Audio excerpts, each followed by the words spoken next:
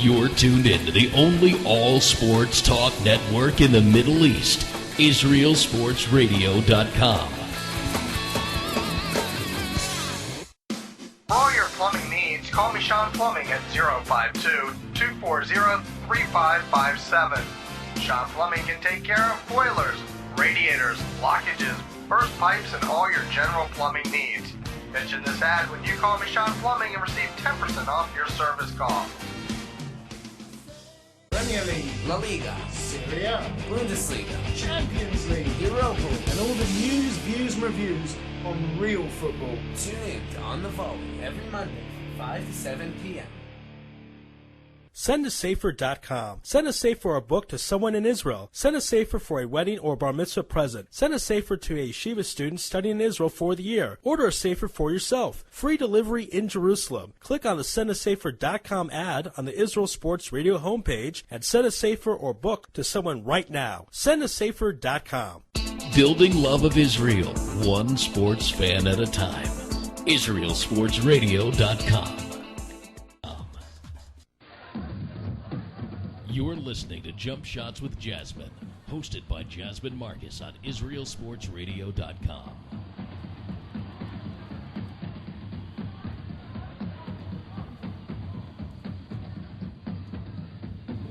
This is Big Shots with Benji. Good evening, everybody. No, this is not Jasmine. Her voice didn't change. This is Ari Lewis, and I'm joined by the greatest comedian in Jerusalem, Benji Lovett. Hi, Benji. Hi, we've turned this into Bang Shots with Benji. I call glass, baby. Bank Shots with Benji. Good. I thought you said Bank Shots. I thought you said something else. I was getting a little worried. Shots. But anywho, we are hosting Jump Shots with Jasmine at least for 15 minutes by ourselves. It's going to be a lot of fun. Benji, so much college sports to talk about in general. Where do you want to begin? Where should we begin? I don't know. You want to talk bowls? BCS? You know, some of these bowls are funny because they have all these different types. The New Orleans Bowl, of course. The Motor City Bowl, a Tire Bowl, a Tuesday Bowl. I think they have a little of everything. Is there a bowl of yours that sticks out? I would like to see the El Al Bowl, frankly. The El Al Bowl? Yeah. Would it be like arriving really late and have like really rude security people? You'd have to go through security to enter the end zone. That's what I think should happen. And so El Al Bowl. Any other? We need Israeli bowl games. Yeah, you know that's true. There's discrimination going on right now. How the come Melech Falafel Bowl. I don't know what that would be. Oh, that'd be so tasty. The Melech Falafel Bowl, or yeah, we put like a bowl of hummus like right in the middle maybe, and like dump it on the field. I think we should do that. I mean, this is unfair right now. All these bowls are American. You know, that's discrimination in my opinion. I would agree. Listen, Little Caesar's Bowl, okay? Have you ever studied Caesar? Caesar was a little evil man. And I know it's after the pizza. But the pizza place is named after an evil person. So there's Caesar's Bowl. Let's see here. The Inside Bowl. Now, that's pretty interesting. Well, did you hear about this? Did you hear about Mark Cuban has been talking about how he's going to fund some playoff alternative to the BCS? The BCS, yeah. I think he's going to put up how many? $500 million, I think I read. Okay, $500 million. So this guy, he likes to fix a little of everything, and so he wants to try to fix the BCS. You think that'll work? I mean, these colleges are all about money. Man, everybody hates this thing. I mean, even like the President Obama has come out against it. I think when he was running for election, he was talking about it. You mean he hates the BCS? Yeah, I mean, this thing cannot stick around forever. I mean, everyone hates it. I just cannot believe that, there's not more money to be made with a playoff. Yeah, I don't understand. I know there's I'll tell you, I'm going to say two kind of things. I don't understand why they don't do it because I think there's more money, but the same time, I actually like the BCS. How about that? Oh, you're insane. Yes, I am. But I'll tell you why I like it. Because it makes every game valuable because you have to pretty much go undefeated to win the national championship. And if you had a bowl system, let's say allowed 8 teams, you could have a team with a couple of losses and they'd still be alive. Yeah, but who cares? We don't complain in baseball that every game is not valuable. We want to see the best team win on the field. Like I'd rather see the games that matter be valuable. I'd rather see the best team win in a tournament where it's clear we have a clear-cut winner, like in every other sport. You know, it is true that there's always controversy pretty much every year to the T after the BCS. I think, though, as much as I like the BCS, one frustrating thing is you have all these games, and you're kind of like, these don't really matter. There's only one playoff game that matters in the BCS. Obviously, the title game. When you look at, the Nevada Bowl, Hawaii versus Tulsa, or the Hawaii Bowl. Let's see. The Hawaii Bowl. Hawaii's playing in the Hawaii Bowl. Am I reading this right? I think you are. That's not fair. And you're looking at a game like that, and you're like, well, who cares? So who cares who wins? I mean, it's good for the small schools. They get money and notoriety. It's their little shot at glory. But, when they say every game counts, it's like, can we curse on Israel Sports Radio?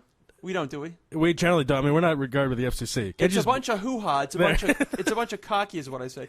Look, every game matters. Well, then why is TCU not playing? They won every game. Right. Why are they not getting a shot? It's ridiculous. I mean, so anyone who says every game matters, but no one decides which games matter how much. Yeah, it's true. Some games do matter. It's a bunch of hooey. Yeah, I hear that. It's a big bowl of rotting hummus is what I say. Yes, and it's hummus in a bowl. That's me cursing on Israel Sports Radio. I like hooey. We might have to use this because, you can't say the F word or the S word. We had a meeting about that to tone down the swearing because we want everyone. What's the S word? Oh, it's Schnitzel? It's a bunch of schnitzel is what it is. I like that. Or sugar. It's a bunch of sugar. Well, actually, I like yours more. Or you can put sugar on schnitzel. I was really hoping. I mean, this is the first year in seemingly a few years that there's not much of an argument. I mean, no one is really giving TCU, what's it, chance. No one is complaining on their behalf. Everyone says, Auburn, Oregon from the big conferences, but it's ridiculous. It's just, I don't know. I hope it ends in a tie. I'm not even going to say. I guess that's not possible, but anymore. But I'll tell you what. Let's get into Auburn talk because I'll tell you what. I'm actually picking Oregon, and here's why. Generally, with these BCS teams, we have the number 1 versus number 2 in the past 10, 15 years. Generally, the lower seed wins. But let's move on to something else. Actually, no, I want to get your pick. You like Oregon or Auburn? You can pick Auburn, too, if you want. You know what? Sometimes, first of all, we talked about this during the baseball playoffs. Like, I living here, I will not claim to know everything, but you see enough games, patterns develop. Like, this Cam Newton guy, this guy is, the easiest thing to do is compare him to Vince Young, whatever, and he won. And, I know Michael Vick did not win, but this guy just seems like no one has had an answer for him. I mean, this guy is just, it's funny because Heisman winners oftentimes do not win. But I don't see how anyone can stop him. No one's done it all year. It's certainly if anyone was listening from Oregon, they would have a right to complain. But this guy just seems unstoppable. I don't think he's going to lose. No, sticking with Cam Newton. And he's SEC, he's from the SEC. What more do you need to know? It's true they're a better conference, a superior conference, the back 10. Actually, funny enough, people complain about Boise State and their schedule, but they actually have a better schedule, strength of schedule, than Oregon. Is that true? Yes, because people forget because it's the Pac-10, but this year the Pac-10's been a down year for them, so Boise State actually has a better strength of schedule. But they lost to Nevada, so they're not really in the conversation. Now, sticking with Cam Newton, what do you think about all this? Because apparently his father got involved and was trying to get him money. Are we at a point where we're going to pay college players, or is that still a no-no? It's not going to happen anytime soon, but there's enough people complaining about the system. I mean, these kids are getting totally... they're getting hoo-heed. Something like that. What's the word? They're getting... I'm forgetting my English. Well, gypped. They're being used. The fryer. Taking advantage. I don't know. I mean, these universities are making millions of dollars off them. So... it is true, and plus... They're not allowed to have jobs. It's ridiculous. A lot of people say, well, they'll make the money back in the pros, but most guys do not make the money back in the pros. Right. Even some of the top people. You mentioned Heisman Trophy winners. There's many Heisman Trophy winners that are not playing on Sundays. Yeah. For whatever reason, they don't make it, and look at me. I'm not playing on Sundays. Right. And no one can say that I was a bad college football player. Right, that's true. And you won a couple of Heismans, I think. Yeah. Can you remember any bad games that I had in college? The one against Fresno. But outside of that, what happened in that game? You fumbled 5 times. You were lying. Look it up on the internet, listeners. No, Benji fumbled 5 times. Outside of that, though, it's true. You did not have any bad games in college. Now, what I would say, though, in regards to paying players, or at least one argument, is they are being paid through the college scholarship. What are your thoughts about that? I have none. I don't know. They're not allowed to have jobs. I mean, the whole thing is ridiculous. I don't know what the solution is, but look, it's insane for everyone to pretend that they're there to study and get an education because they're not. And I mean, it would be nice if they did, but at the same time, they're being allowed to miss classes. These players, I don't know how half of them are getting the grades that they get probably. They have the nerdy Jewish kid do the homework for them. Yeah, it's a farce. So let's stop pretending that it's not.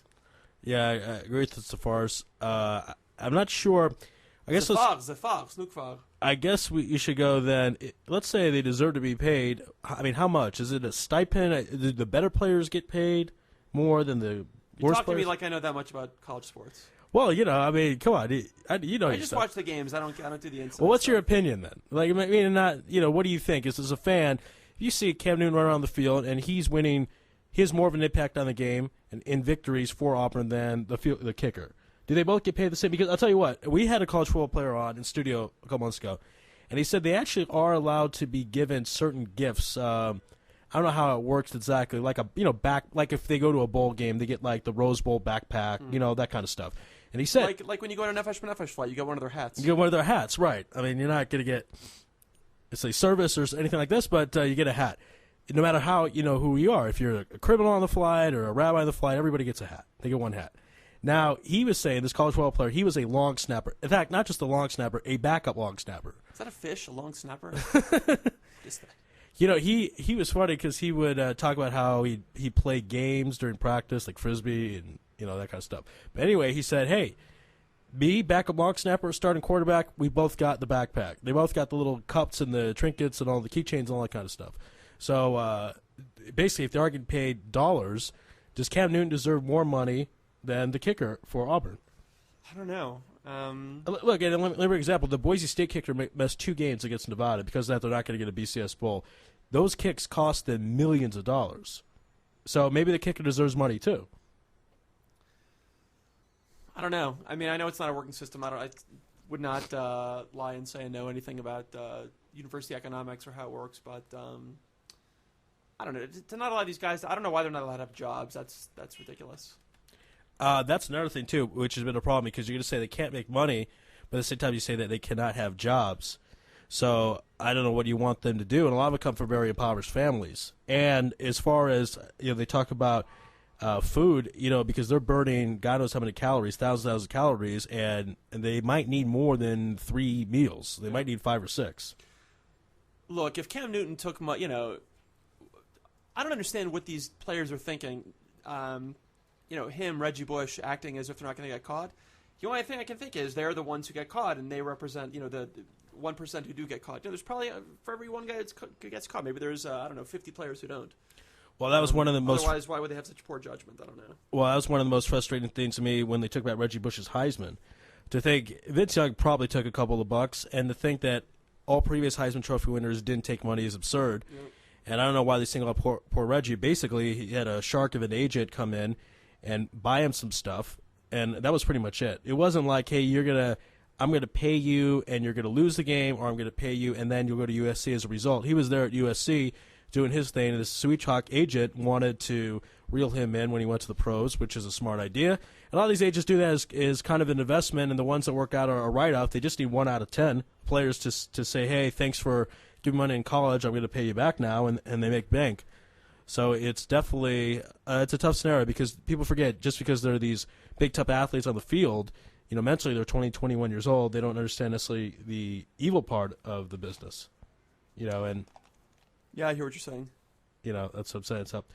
Okay, we're going to take a commercial break, and when we come back, we're actually going to have a very special guest. This woman is a star, Nama Shafir, and she plays basketball at Toledo. So we'll be right back after a word from our sponsors. You're tuned in to the only all-sports talk network in the Middle East, IsraelSportsRadio.com. Looking for great food, great atmosphere, and great sports all under one roof? And come on down to Agove Sports Bar. Whether it's sitting back, relaxing, enjoying food and drink with your friends from Agove's kosher menu, or getting into the action by watching the biggest games in sports on one of Agove's 7 42-inch plasma TVs, Agove has something for everyone. So come on down to Agove Sports Bar, located on 5 Solomon Street in downtown Jerusalem, and plan your next event at Agove. Midreshet Devora, a Dati Lumi post-high school program which educates minds and broadens horizons. Located in Baca, the lovely Jerusalem neighborhood provides an excellent background and setting for a tremendous education. Our students learn, love, and feel the land of Israel and get tools which will last them a lifetime. Generous scholarships are available. Please contact us at midreshetdevora.org. Call us from Israel at 052-534-6260 or from North America at 718-593-4162. Midreshet Devora, we're the program you've been waiting for. Wait a minute, we're not too small. I'm taking off. Where you going? Off the beaten track. Want to come? When? Every Thursday, 4 p.m. on Israel Sports Radio. Are you looking for that kitchen you've always dreamed of? Call Michon Contractors at 052-240-3557. For all your remodeling needs, whether you want to change one room or an entire house, Michon Contractors is the answer. Mention this ad for 10% off your next project. Call Michon Contractors at 052-240-3557.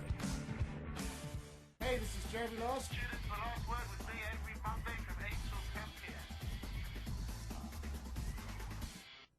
Puts it up. A one-handed grab. Absolutely amazing. Oh, what the grab! Coach, you can watch football a long, long time before you see another play like that. This is as good a catch as you'll ever see. Israel Sports Radio, your radio home of the Kraft Family IFL. Catch all the big plays and hard-hitting action right here on Israel Sports Radio. The IFL on ISR, live on Thursday nights from now through February. For more information, visit www.ifl.co.il.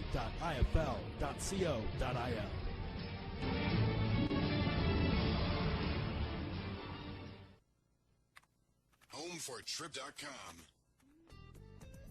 What is Homefortrip.com? Homefortrip.com is the leading directory for holiday rentals in Israel, with a portfolio of luxury apartments verified by us and account managers who speak your language. Homefortrip.com.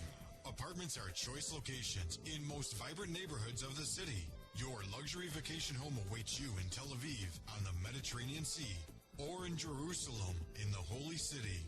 Come home and relax in Israel. Start planning your Israel vacation in one of our special apartments. Go to our website and see availability in Tel Aviv and Jerusalem. Homefortrip.com. To begin planning your vacation, call 972-50680-6577. That's 972-50680-6577. Broadcasting live from Jerusalem, IsraelSportsRadio.com. Hi, I'm finally here. This is Jasmine on Jumpshots with Jasmine. We're here with Naama Shafir, a basketball player from Israel who is playing at the University of Toledo. Hi, Naama. Hi. How are you? I'm good, thanks. How are you? I'm good. So tell us how you ended up playing basketball in America and at college.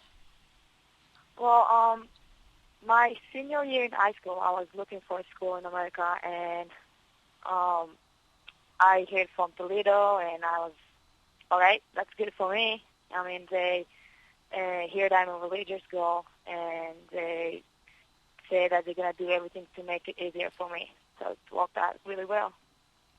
And so I think I've heard that you are the first modern Orthodox athlete to play in Division I under a scholarship. So what has that been like, and how has the university helped you with that? Can you say it again, please? How has the university helped you observe Shabbat and keep kosher? They do everything I need. They help me with the food. They find kosher food for me. If the team leave on Shabbat, I leave early with one of the coaches and stay in different hotels so I can walk to the game. And they really do whatever it takes to make it easier for me. And how have your teammates responded? Is it different same. for them? I'm sure at the beginning they're like, ooh, that's different, but they ask questions, they want to learn, and they help me also. And so I understand that college is very different in America than how it is in Israel. So how has it been for you to make the transition to studying in America? It was different at the beginning, but it's got better with the time. I got used to it. And so how would you say the sport is different in Israel compared to America? How is what? How is playing basketball different in Israel from what you're experiencing? It's different. It's a lot more physical here. I think the level is a little bit higher than what I used to play in Israel. I mean, I played only high school age, so I don't know how it's, when you get to play professional. But here, they're really professional, with practice, games, everything. It's just, I don't know, it's just different. Hi, Naama. This is Benji. Hi. I have a question as well. I obviously am American. I made Aliyah, and every Olen knows that adjusting to a new country is difficult, and learning the language and and struggling. What are the biggest challenges of being an Israeli in America so far away from home? Like you say, first of all, be away from home. You know, it was the first time that I actually left home and was by myself without the family. So that's one thing that was really, really difficult. But also, like, the language. I know English a little bit before I got here, but not as good. And, just, talk to people. And, you want to say something and you don't know how. Or it's kind of frustrating at the beginning. Yeah. Do you feel like just another basketball player, or do you feel very Israeli? Do you feel more Israeli now that you're the only one, or the only one on your team? I mean, do you feel like you're representing Israel, or do you just feel like you're another teammate playing ball? Well, I did come here to play basketball, but just I meet with Jewish people, and it makes me feel like a little bit proud of where I came from, and I try to get the most of it, talk to Jewish people, tell them to come to our games, and, be involved with the community. And what was the impression of Israel from your teammates? Did they tell you, wow, we didn't know Israelis were like this, or this is what we thought about Israel? Oh, sometimes yes, especially when we, like, on the news a lot. So they ask, is your family okay? I was like, yeah, don't worry, we like 2 hours away from it. And they're like, oh, only 2 hours. But, I'm sure they didn't know about Israel that much. But after I got here, they understand, like, we live our life pretty much the same. Have you made them some good hummus? Do they know about that yet? Yeah, I do. With some my mom's food and, some Israeli food, yeah. Good. Do you know Omri Caspi? Do you know each other, or do you know the other Israeli basketball players? Well, of course I know he is. We don't really know each other, but I went to one of his games. He played at Cleveland, so. Wow. Yeah, I think yeah. And what is that like going to an NBA game? That was amazing. It's crazy. So do you think that basketball is growing in Israel when people see that Omri Caspi made it to the NBA and people like you can play in college in America? Yeah, I think, especially with the women's basketball, I know they really trying, to go to schools and talk to girls who can play basketball, and they're really trying to increase the number of girls who play basketball in Israel. And what do you see for yourself in the future? Do you think you'll go back to Israel or try to stay in America and playing basketball? I have no idea. I feel like finish this year and then I have another year, and I have no idea what I'm going to do. And had it been, before you went to college, was it a possibility for you to play professionally in Israel? Yeah, I had the option to go to one of the teams in Israel, but I decided I want to come here.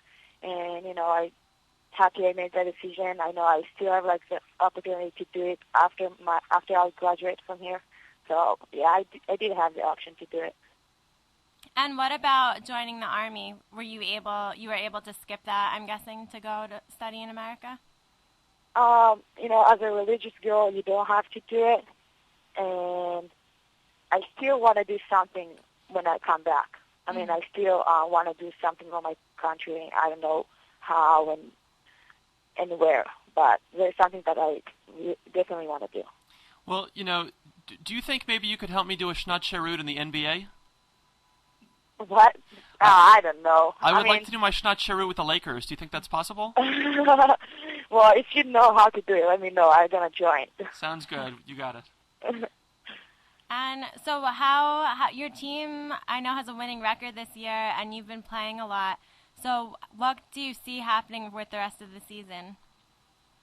With what? How do you think that your team will do for the rest of the season? We have a game tomorrow, and then we actually have 2 more games before we start our conference games. And, we have a kind of new team, but we're doing good, and we get better.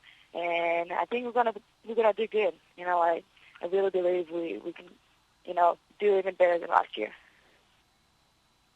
Okay, great.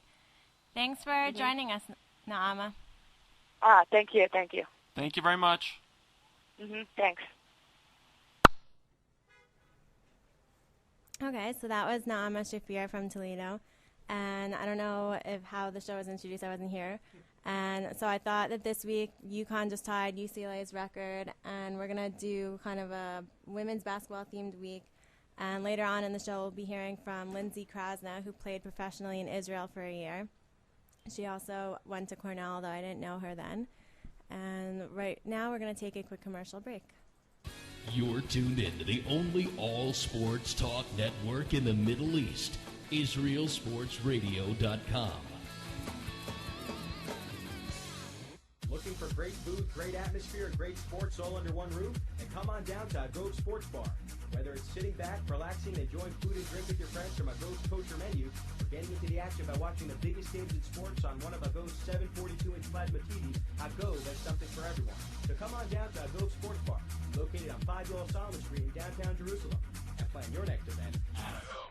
Idreshet Devora, a Dati Lumi post-high school program which educates minds and broadens horizons. Located in Baca, the lovely Jerusalem neighborhood provides an excellent background and setting for a tremendous education.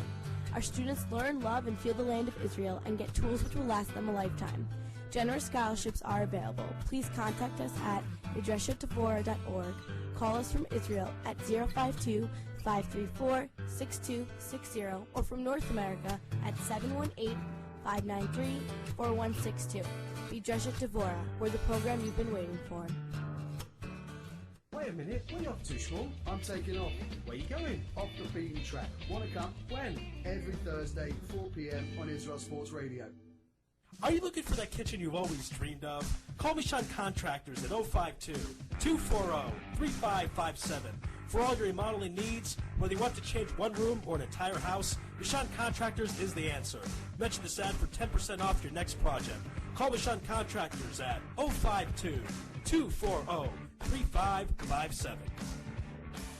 Hey, this is Jeremy Laws. Students will all work with me every Monday from 8 till 10 p.m. Puts it up. A one-handed grab. Absolutely amazing. Oh! What the grab! Folks, you can watch football a long, long time before you see another play like that. Spectacular play! Grab! This is as good a catch as you'll ever see. Israel Sports Radio, your radio home of the Kraft Family IFL. Catch all the big plays and hard-hitting action right here on Israel Sports Radio. The IFL on ISR, live on Thursday nights from now through February. For more information, visit www.ifl.co.il.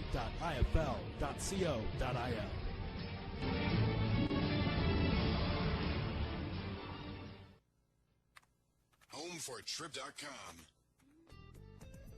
What is Homefortrip.com?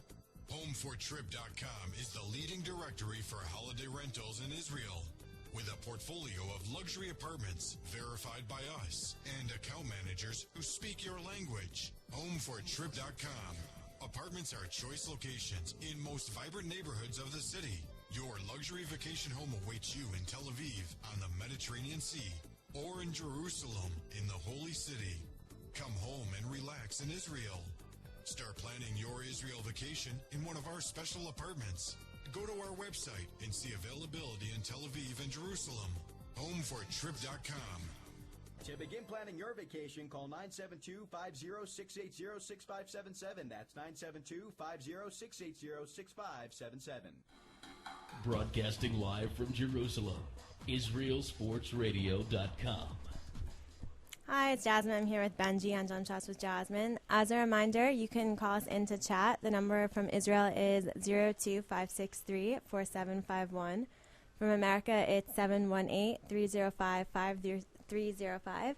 And if you happen to be in the United Kingdom and are an American college sports fan, you can call us in from 203-051-6221.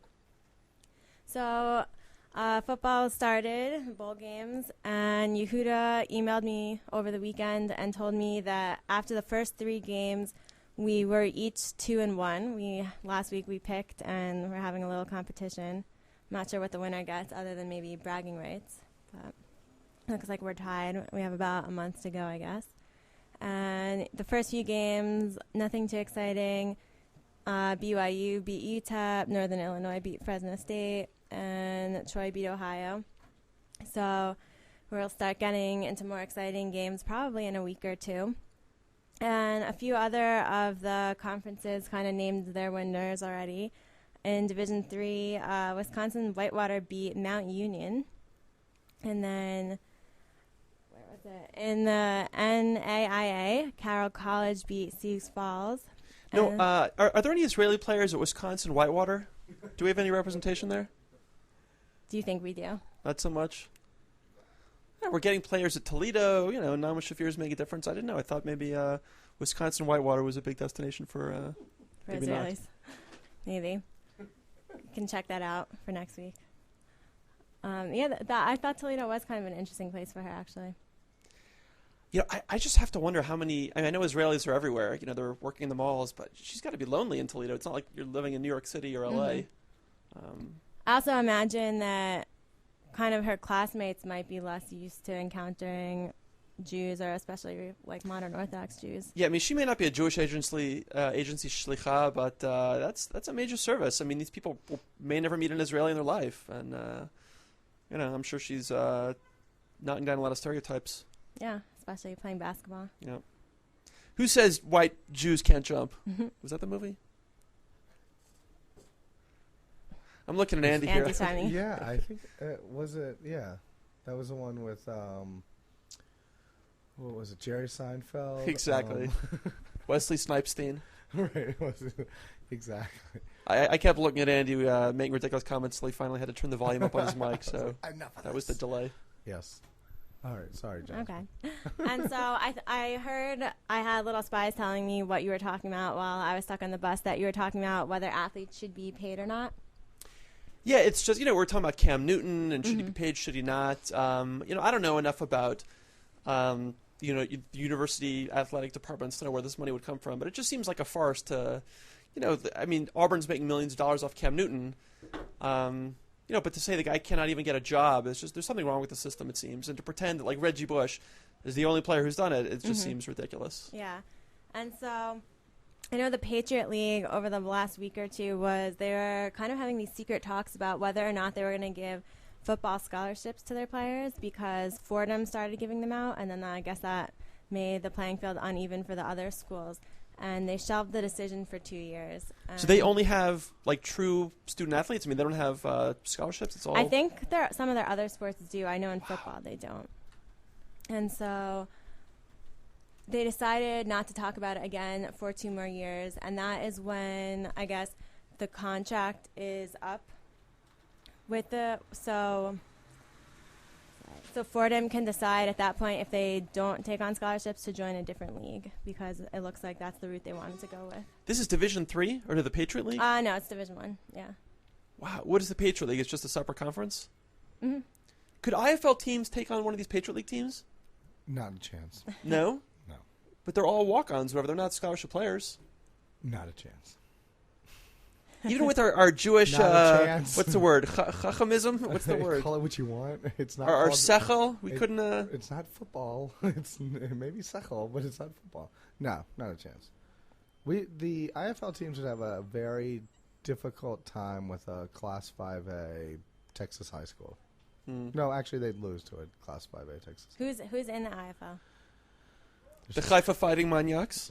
There's no, like who are the players? Who are the players? It really depends on the team. There's 3 Jerusalem teams, 2 Tel Aviv teams, Haifa up there. So I think the Dimona Bombers. Right. I think the Judean Rebels have 5 people who have played college football at some level, which is the most on any team. Okay. But is it Israelis? It's a mix. I mean, like Haifa, completely Israeli. Plays are called in Hebrew. The whole deal. Echomrim naked bootleg. Yeah, well, it's funny though, but that's what it sounds like. I mean, it's like, you know, they do the whole thing. Yalla, ima fliflecker. Right, exactly. It's like the whole thing is in Hebrew, and then you hear like holding. Holding mispar 24. Right, exactly. 10 yardim. But they had like Judean Rebels had somebody who played for San Jose State, I believe. Is that where Steve Nash went to school? No, that was Santa Clara. Santa Clara. Sorry. Somebody played for Baylor. So are those people here to play? No, or they're they're here. made They're Aliyah. made and Aliyah. okay. They just happen to be here, and they're much older. I mean, Okay. keep that in mind. The guy that played for Baylor is probably 35, pushing 40. Who's the highest profile player that went to Baylor? They must have had some football player. Oh, we could probably find. I can't think of anybody. There must have been somebody. It's Division I. Is it the Baylor Bears? Baylor Bears. LaDainian went to TCU. Antoine Smith went to University of Houston. We're looking it up as we speak. But yeah, so it's interesting though because these small. I mean, I think the players. You got to figure something out for them. And so how do the Israelis know how to play football? A lot of it comes from rugby backgrounds. Okay. It's not hard to say. Just hit somebody. So is the sport growing? Like, is the yeah. next generation of kids going to know how to play Well, football? there's now 5 high school teams. Okay. Which is kind of. What do you mean high school? There's 5 high schools that have football teams. And they just play each other? Uh-huh. Well, they haven't actually played a game yet. Well, that's like a few January. weeks ago we interviewed a friend of mine who plays sprint football in college, and I think there's only 9 sprint football teams in college, and they just play each other. I'm not sure what that is. I should have listened. Sprint football? Mm-hmm. It's football, and you have to, I forgot what the number is, but you have to be under a certain weight. And besides that, it's just regular football. So Ari Lewis is out, basically. He could not qualify. Wow. You waited till he left the room. That's cute. God, there's a lot of guys who played football at Baylor, and I've never heard of any of them. Jeff Ireland. Isn't that like a Miami Dolphins personnel guy? Click on Jeff Ireland under I. Isn't he like in an NFL general manager for the Dolphins? Look at you. How about that? Type in like Baylor Bears NFL. I'd like to play a little here. Well, Dominique Ziegler. James Francis. Was he a Bengal? Click on James Francis. Is this interesting for the listeners? I'm sure. Talk amongst yourselves. So we need to get videos so they can watch this. Is this Wikipedia around? Look at that, Cincinnati Bengals. And Washington Redskins. Oh, wow. Jasmine, you need to save us. I don't know what we're doing over here. Yeah. Bring this show back to. I was learning about the IFL. Okay. I guess there's its own show for that. Yes, it does.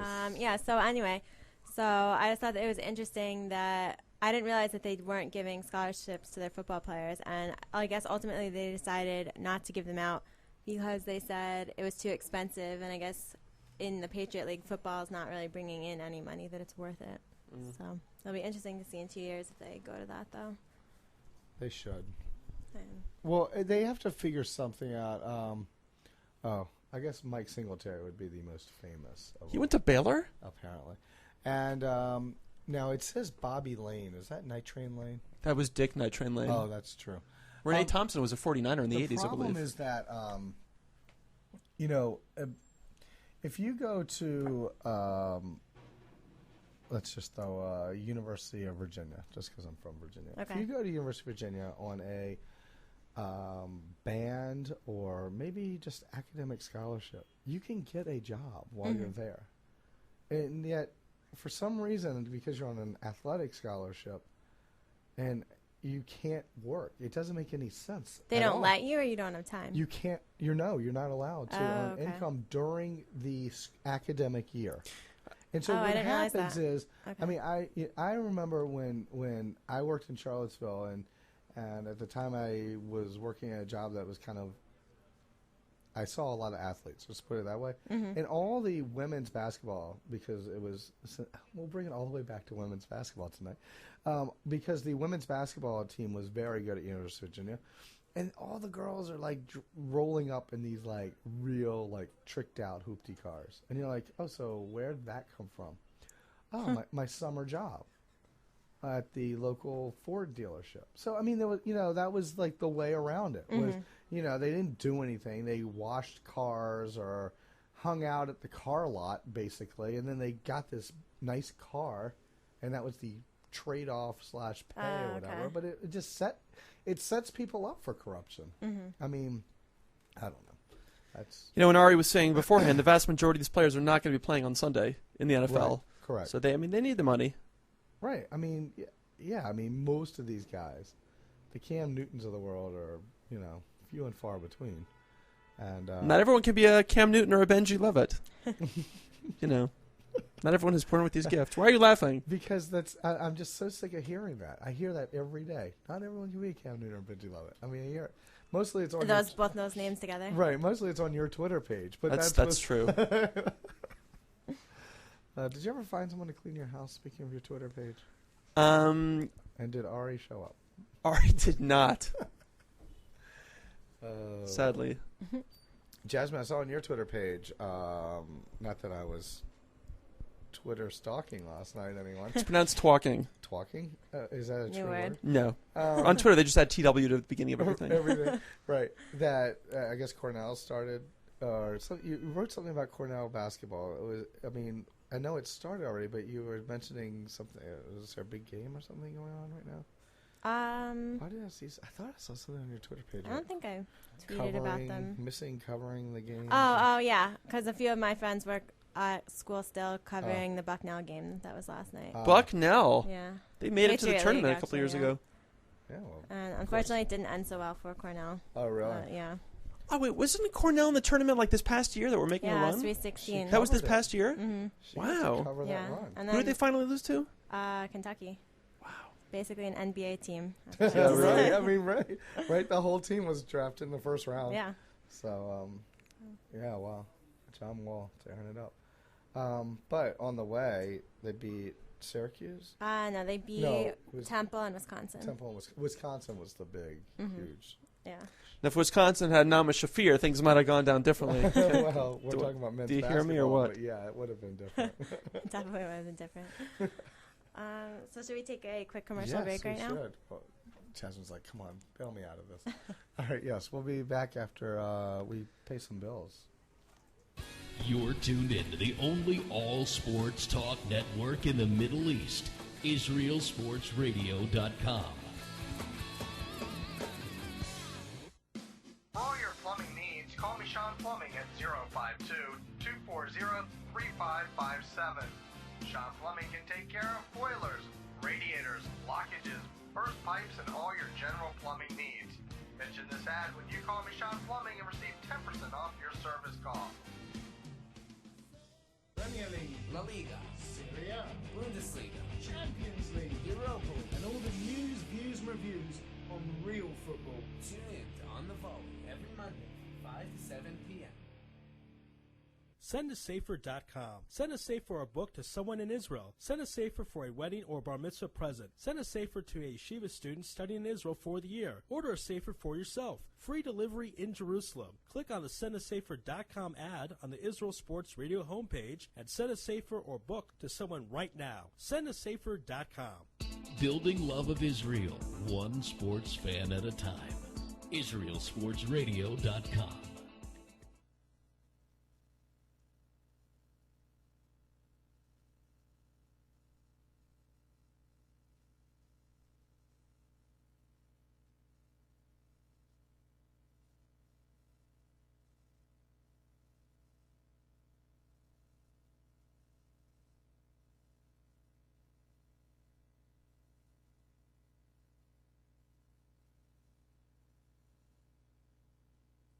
Visit Buffalo Steakhouse, where the best cuts of meat, including our trademark prime rib and a side of short ribs, are cooked to order.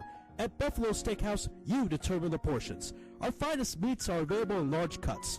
Come in, enjoy a great tasting meal and a drink from our full bar. Mention this ad and receive a draft beer for only 10 shekels. For more information, call 02-561-1325 or click on the Buffalo Steakhouse banner on the Israel Sports Radio homepage.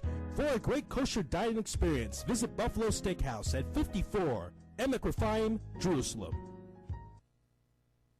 Broadcasting live from Israel. IsraelSportsRadio.com.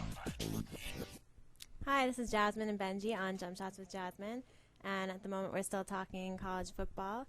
So we were talking about Cam Newton and kind of these corrupt student athletes before, and I know Ari just left the room, but he always likes these kind of more uplifting stories.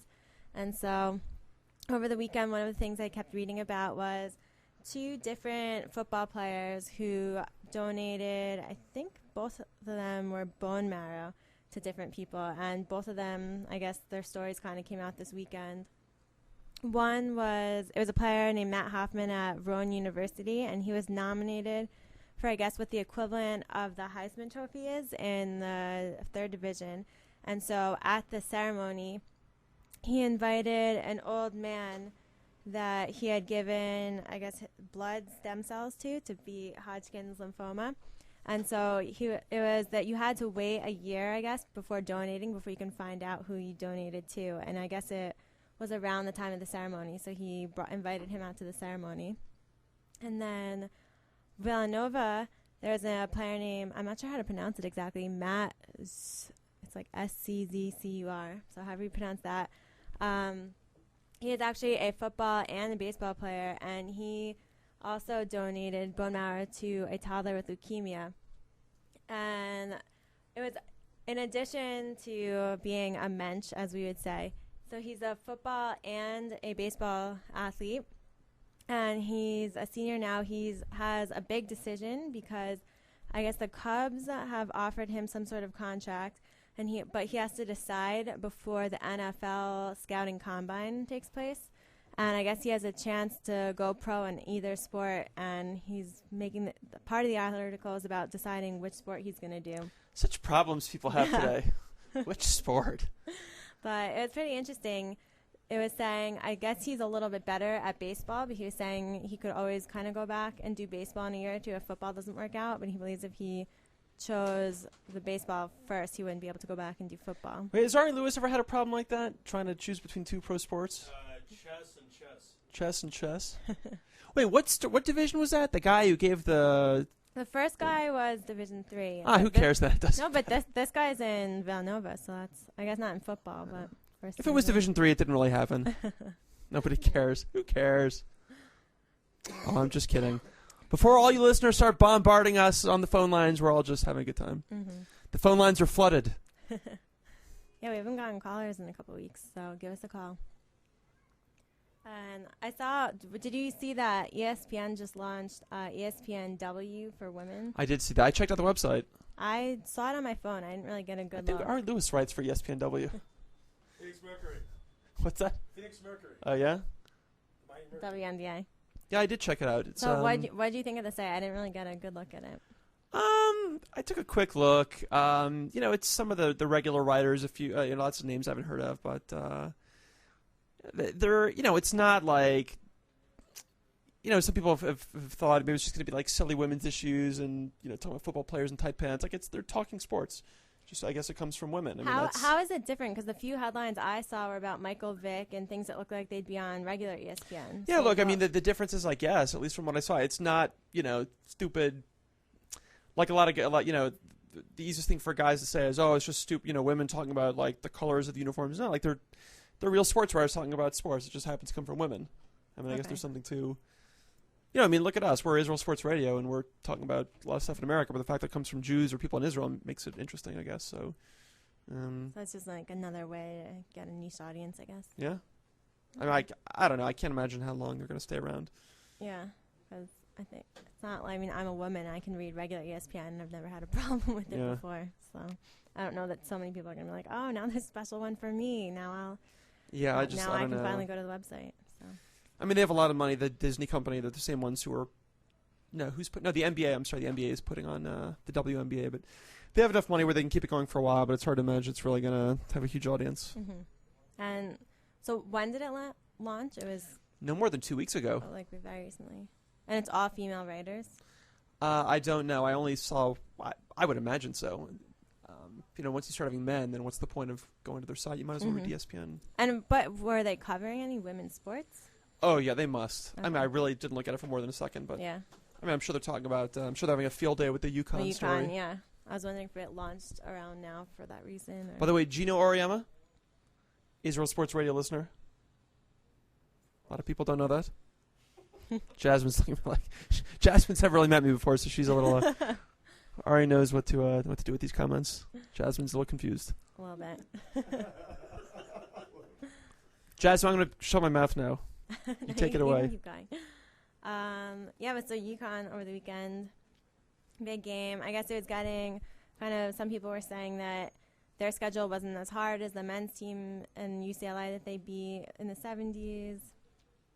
And people are kind of going back and forth about what it meant for the UCLA men. And I was wondering what you thought about that. Look, 88 victories is 88 victories. You know, these students are on the road nonstop. They're traveling. Like, you know, it's the easiest thing to do is compare, but you got to give them credit. You know, I mean, I don't know how many titles they've won, but they're doing it in the postseason. They're doing it with different. But it's not like, you know, they don't have. It's not like they have a Kareem or a Bill Walton on their team. Whoever they had back then. Do they have a? Was that a Kareem Walton team? Yeah. Well, the streak was with Bill Walton, I believe. Did they have Kareem as well? Well, I don't in know. the period of the 8 to 10. What's that? In the period when they won all those titles, they had both Kareem and Walton. At the same time? No. They were not at the same. Okay. Look, the fact that they don't have one of these two dominant players probably makes it more impressive. So, yeah, it's true. If this was a men's team, they'd be getting all. It would be the sports story of the year. But you know, sadly, most men are not going to give it attention because it's women's sports. And we had a 16. I remember when I was in college. I think we had a 16-1. That's happened in the NCAA tournament for women, but you know, nobody gives it much attention. Yeah, I didn't know that. I think Harvard beat Stanford. Maybe anybody remember that? See, the men don't because they don't care. This is disgusting. I feel the sexism in this room. Men, do you have anything to say about that? The fifth. Is the fifth available still to me in Israel? Can you plead the fifth in Israel? You can plead the Chamesh. The Chamishi. I plead the Chamesh. Oh, that's right. There is no constitution. What am I thinking about? I don't know, man. You don't have any rights. Jeremy Mann just walked in the room. We need some more women in Israel Sports Radio. Well, His co-host is woman, isn't she? Yeah. You got to talk louder. I don't think they can hear you. Well, I'm doing that on purpose. Okay. Jeremy Mann is causing trouble in the studio. Yeah, so either way, big weekend. I did see it on the cover of ESPN's website. And so I guess they are getting some attention. Maybe it's not as much as they want. I wonder what their coach's next move is going to be. How long? Well, let me ask you this. Could this guy coach in the NBA? I think most people would probably say no. Yeah, I don't think he can. Why not? Look, it's a different sport. It isn't just necessarily level competition, but the women's game is much more team-oriented, fundamental-oriented. What more do you want than a team-oriented coach? coach? I'm saying the players wouldn't listen to him. That's what I'm saying. The men players wouldn't listen to him, especially now. They would be like, "Oh, you're a women's coach," and they wouldn't respect him. I mean, that's unbelievable. But you know, I don't know enough about the women's game. But you know, if you're half decent, not half decent, but look, you know, Billy Donovan. I mean, all these guys. You win a title or two in Krzyzewski in college, and you're automatically, you know, the rumors are swirling about whether you can jump to the NBA. This guy can't get it. You know, he can't. I think at this point it would be more of a question of can he jump to men's college basketball? Yeah, I mean, this guy can't sniff a job. I mean, no one. He's not even worth interviewing. Like, there's no way. Well, I know Pat Summitt was offered the men's job at Tennessee, and she turned it down. She didn't think it was up for it. Yes. So Pat Summitt and Gino are probably 1 and 1A. So theoretically, he could coach the men's college team. I don't think he could coach the NBA though. As far as jumps from college basketball to the NBA, there hasn't been too many successful people that have done that, except Larry Brown. Larry Brown is the only person in history to win an NCAA title and an NBA title in the history of coaching. Why do you think that it doesn't work like that? Why do you think they don't have success? Well, the college players are much more easier to. It's different. It's the personalities. It's the personalities. You could tell, hey, I'm just not going to play you, and then that's that. But you sign a guy to $10 million a year, you have to play him, even if he has a bad attitude. I mean, it's the same thing in the NFL. I mean, a big part of the college game is recruiting, and it's managing the personalities. It's being a rah-rah guy. You get to the NBA, and they don't want to hear it. I mean, Steve Spurrier failed in the NFL. Ari Lewis did not make it in the NFL. I wasn't interested.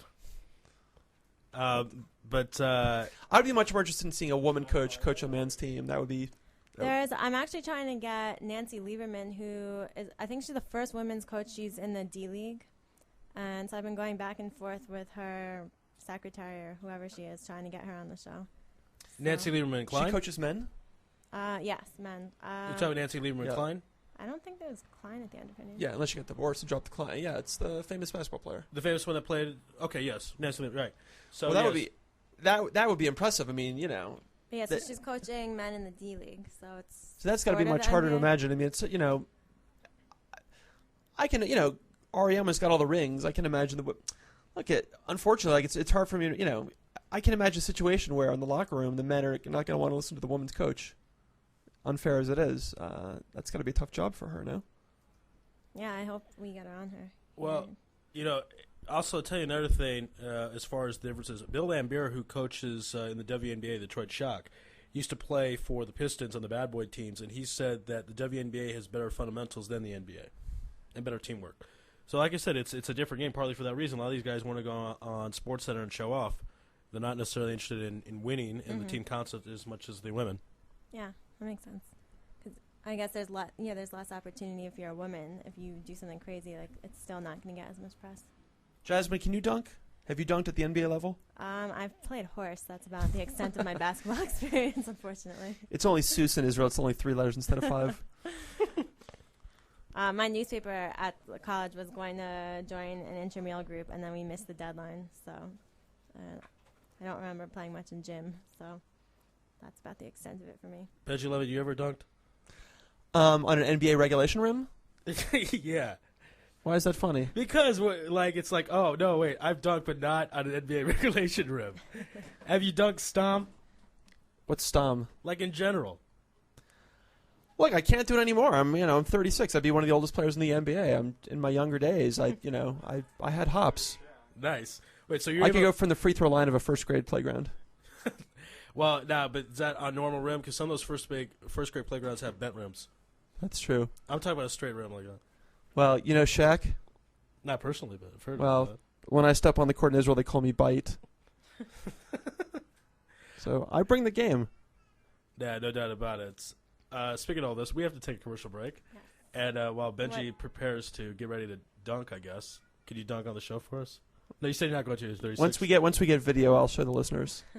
Okay. And Jasmine is our guest coming up next? Yes, we'll have Lindsay Krasno on when we come back. After these messages. Yeah.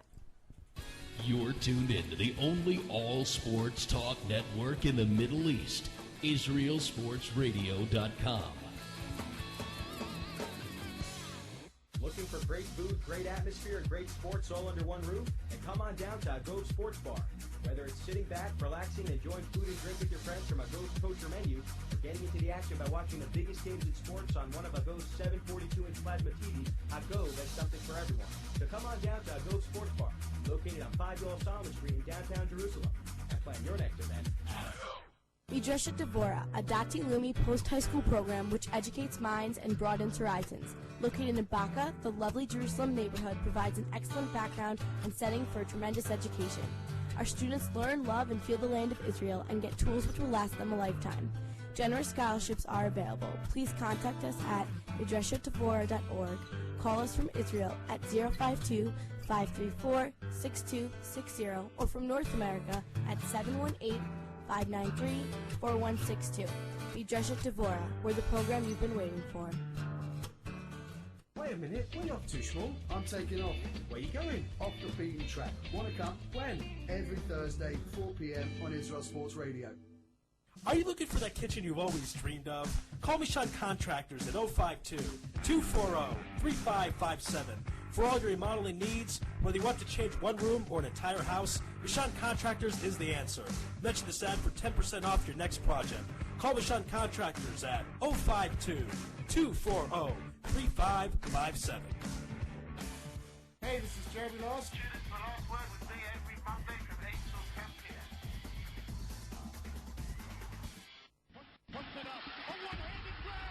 Absolutely amazing. What the grab! Folks, you can watch football a long, long time before you see another play like that. This is as good a catch as you'll ever see. Israel Sports Radio, your radio home of the Kraft Family IFL. Catch all the big plays and hard-hitting action right here on Israel Sports Radio. The IFL on ISR, live on Thursday nights from now through February. For more information, visit www.ifl.co.il.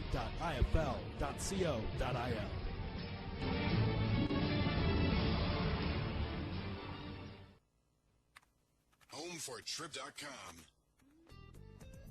What is Homefortrip.com?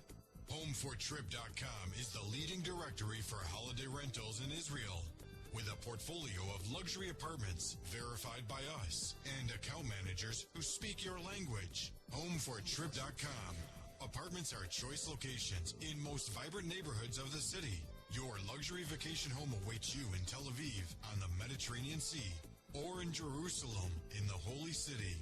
Come home and relax in Israel. Start planning your Israel vacation in one of our special apartments. Go to our website and see availability in Tel Aviv and Jerusalem. Homefortrip.com.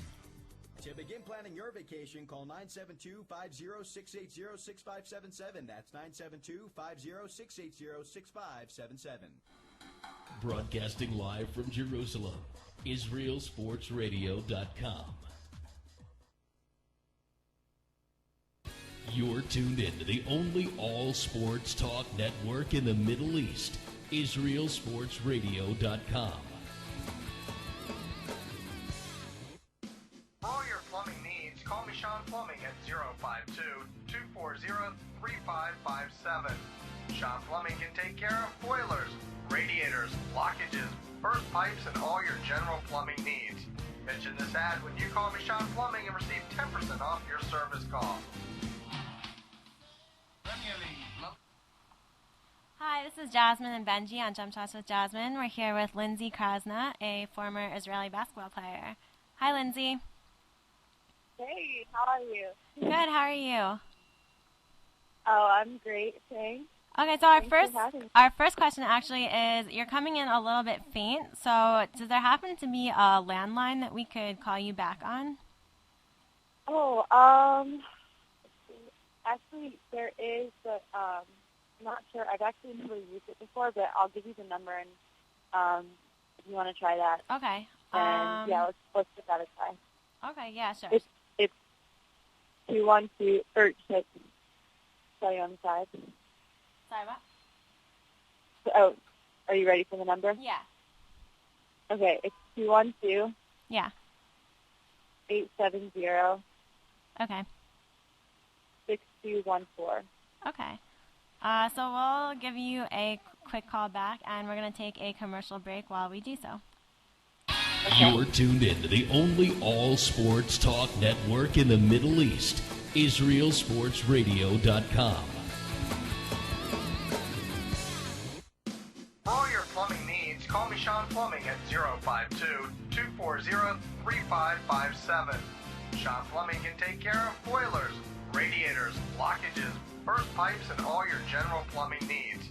Mention this ad when you call me Sean Plumbing and receive 10% off your service call. Premier League, La Liga, Serie A, Bundesliga, Champions League, Europa, and all the news, views, and reviews on real football. Tune in to On the Volley every Monday, 5 to 7 p.m. Okay, we're back with Lindsay. Sorry about that. Oh, that's okay. So last year you played in Ramat HaSharon, which I believe were the women's basketball champions in Israel. So how did you end up deciding or realizing that you were able even to play basketball in Israel? Well, it was kind of the way it worked is I actually went over there the summer before last season for the Maccabiah games, which were in the summer of 2009. And before going over there, I had kind of given the idea some thought, playing professionally in Israel, and I had some teammates that I knew through the Maccabiah. Actually, one of them, her name was Jen Fleischer, who played for University of Pennsylvania, and we ended up getting to know each other through the Maccabiah in 2005, and played each other in college, and so she had played professionally in Israel, and so before I went for that Maccabiah in 2009, I kind of reached out and made some connections, and had an agent come watch me while I was there, and yeah, basically all fell into place from there. And so what was the experience like for you? I read through your blog this weekend, and it seemed like at least at first you had a rough transition kind of joining the team and just playing kind of with, you didn't speak Hebrew like most of the players did. Yeah. There was definitely, a lot of challenges that came with just the transition in general, moving to a different country by yourself and yeah, the language barrier. I also didn't have a car, which made things, made it a little tricky because I wasn't living, in a major city where Mahasharon is more of it actually is a city, but it's more of a suburb. So, that was definitely difficult. And I guess from a basketball standpoint, it was very competitive, which was great. It definitely pushed me, and I got to play with some of the best players in the world, and that was, incredible experience and something I'm thankful for. But at the same time, it's as a competitive athlete, you always want to contribute as much as you can, and my role was very limited just because most of the girls were very experienced and talented. So it was a wonderful experience. I have absolutely no regrets doing it, but it definitely came with its fair share of challenges too. Yeah, I guess would you agree that being a professional athlete maybe isn't as glamorous as it might seem to everyone? Yeah, definitely. It was. Some things about it were hard to believe, like just the fact that I, was getting paid, and they provided my my housing arrangements, and that part of it did feel, I don't know if glamorous is the word, but I definitely felt fortunate, and I know that a lot of people don't necessarily, a lot of athletes, it's something that they dream about. But yeah, at the same time, it was definitely tough, and it wasn't, it was, I don't know, I'm having trouble finding the words to describe it. It was sort of a catch-22, I guess, because, we had great community support, and there were times, when I'd walk around and be wearing, my Rama Hasharon gear, and just, random people on the street would stop me and ask if I played for the team, and and that part of it was really neat. I never experienced anything like that, but at the same time, there were definitely periods of loneliness, and it was challenging. Just from a I guess social standpoint as well. With the team and being in a foreign country. Yeah, Lindsay, this is Benji. I have a question for you. Sure. We are all Americans here who live in Israel, so we definitely know what it's like to be far from home and struggling, and it's not surprising that you say it was, not so glamorous, but also difficult. Was this your first time in Israel, or what was your connection to Israel before this trip? Technically it was my third time in Israel, but my first time living there for sure. I actually, the two times that I had come before were through the Maccabiah. So it was in the summer before in 2009 and the 2005 games. And that was definitely, I got a little taste, of what the country was like, but yeah, I traveled there through the umbrella organization of, the USA Maccabi, and it was all Americans with me, and it was sort of like a sheltered trip, and not really comparable. So yeah, I knew it was going to be challenging, but I guess I just didn't really, you don't really know, I guess, until you're actually living there. Yeah, that's a big deal, to never have been here for a long period of time, or even on, a program, to just jump in and be living here and working. That's definitely a big transition. We got to get you here on a birthright trip or something. Yeah, I think I have like 1 year left to do that, so I'll have to. You don't want to miss it. You got to do it. It'll totally change your perspective on this place. Yeah. So did you make Aliyah as part of joining the team? I did. Yeah, I did. In order to play, the way that teams, you might know this already, but the professional teams work, I think in Europe in general, is that they each have like either 3 or 4, depending upon the team, spots for foreign players, Yeah. and those spots are usually they're usually taken up by like the best of the best in the world, and we had some like the girls on our team all either played or were playing in the WNBA, so they were really really talented, and so I was playing playing as an Israeli, and that was kind of part of the catch in the way that I got there. So I was fortunate to use my Jewish heritage to earn a spot as an Israeli. Lindsay, I too have made Aliyah. Do you think that gives me a better shot to make the women's team in Ramat HaShalom? Definitely, it definitely increases your odds. Yeah, I heard you talking about your dunking abilities before. If you could just maybe work on your vertical. I've got game. I have in Israel we say Yeshli hopsim. I have hops. Well, I think you have a good shot then. So, Lindsay, thanks for laughing at these jokes. No one in this room is laughing, so I'm laughing on the inside, baby. I like Lindsay.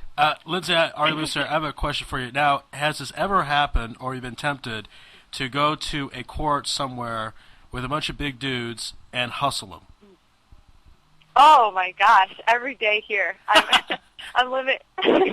That's got to be. I'm great. living in New York now, and I'm going to grad school at Columbia, and so they have the student basketball courts here. And usually when I go, I try not to wear anything that would make it known that I played professionally. I just come in as this random girl, and of course at first the guys don't really give me any respect, and sometimes they don't really even pass me the ball. But then after a couple crossovers and it definitely feels good to do that sometimes. How tall are you? 5'10". Wow. Or 1.78. I don't know if you know this. They just came out with the rankings of the top selling jerseys here in Israel. I believe I read that they are in order: Wade, LeBron James, Dirk Nowitzki, and Lindsey Krasna in order. Wow. Those are the top selling jerseys. I'm so honored. But after the show, you'll crack in, I think, 2 or 3. Ari Lewis is number 475. My overall numbers are the best. Yeah, well, maybe that has something to do with I used to joke with my family that when I was there, I was probably the highest paid female basketball player if you calculated my salary in dollar or shekels per minute. Because I was if you do it like that, that was my claim to fame. So maybe that's how my name got out there. And what are you studying now? So ranked high. I'm studying psychological counseling in a master's program here. So. And you studied nutrition at Cornell, right? Yes, I did. So do you know what you plan on doing with both of those afterwards? I have an idea. Yeah, I'm still trying to figure out the details, but I do like nutrition, but I guess what I discovered through studying it more in depth is that what I like most about it is the counseling part of it, and the kind of how it fits into kind of how it fits into each individual's lives. And I think nutrition is so much more than just telling people what's good and bad to eat, and I'm mostly interested in the psychological part of it, so hopefully I can find a job that will apply both. Lindsay, let me ask you a question. You know about Sandy Koufax and his famous decision to not play in Yom Kippur in the World Series? Right. Mm-hmm. If you were in Israel, would you play a game on Yom Kippur? Play a game? Well,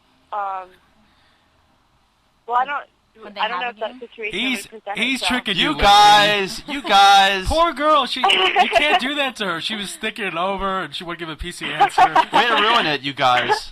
I knew it was a trick question. I'm leaving the show. I'm going to start dunks with Benji. Please don't trick our guest, Benji.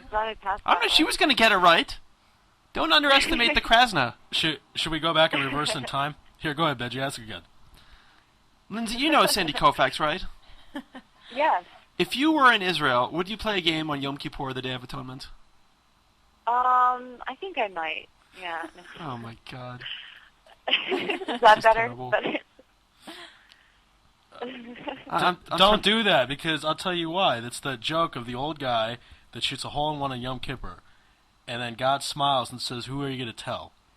So I mean, you go 20 for 20, you can't tell anybody about it. You don't want to play Yom Kippur. Yeah. That's true. Things just get weirded out now. Yeah, I mean... Yeah, the interview was going just fine until Jasmine and I decided to step in and ruin my joke. So I'm turning it back over to Jasmine. Man. So I guess one of the questions I had was, you talked about playing against some of the best players in the world in Israel, and I know you played for a few years at Cornell. So what were the biggest differences from making the jump to professional after playing in college? Yeah, that's a good question. I would say the biggest difference was probably, I mean, talent-wise, everyone is good. You know, everyone that you play against has, you know, has the ability to make an open shot. I guess that's true to most extent in college too. But yeah, just the talent level is you know, definitely a step up. And but the biggest thing for me, I guess, the biggest challenge I have is athletically. It's like basically playing against men. It's you know, it's really aggressive, and I don't know if it's a difference in the, you know, the just style of play, but I found the game to be a lot more physical. A lot more was like calls were let go, or I don't know if that's the right. A lot of like pushing and fouling that would be called in college game was not called. So and there were still a lot of fouls called. You know, so it just shows you how. How the physicality of the game, I would say, was the biggest difference.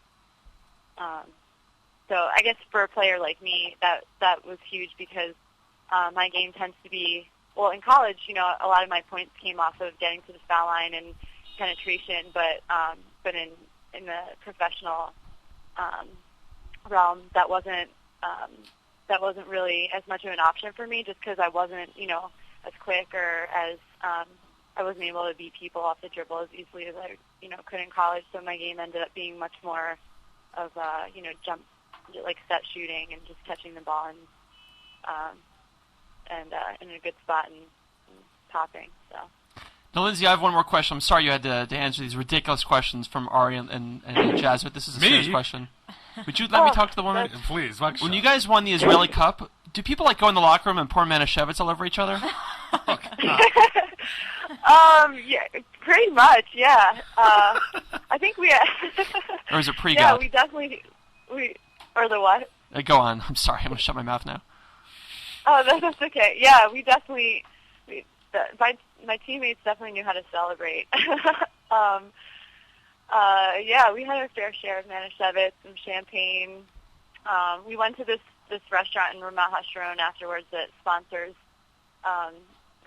our team. That was one of the really cool things about playing for our team, is there was so much like support from the community, and and yeah, we had a couple really generous sponsors, and so we went and had this like lavish meal, and there was music, and yeah, that was definitely one of the highlights. That's great. That sounds like a lot of fun. Yeah. And so we're doing a little bit of a kind of women's themed basketball show today. So how as playing for the championship team in Israel, and I'm not sure if you were on Cornell when they were the Ivy League championship, how does playing for a women's team kind of get different attention or less attention than men's team? How do you think it affects kind of is it something that women basketball players tend to think is unfair, or is it just accepted, or how do you kind of think about it? Yeah, well, it's interesting. I actually didn't play my senior year at Cornell, so I wasn't, unfortunately, a part of that championship team. So I can't speak to the differences in, you know, championship treatment. Okay.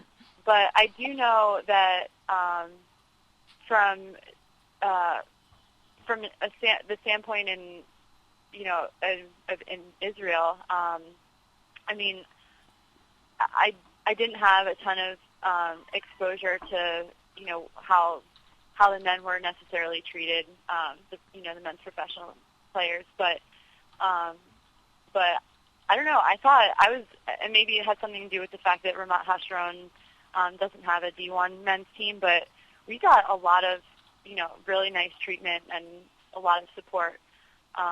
So I would say I don't think the difference was, was quite as contrasting when I played there. But yeah, I mean, it's definitely there just in the, you watch a game of Maccabi Tel Aviv on TV and you look in their stands are filled. It's like an NBA game, and the women, we had a much smaller arena and it was packed, but it's definitely not,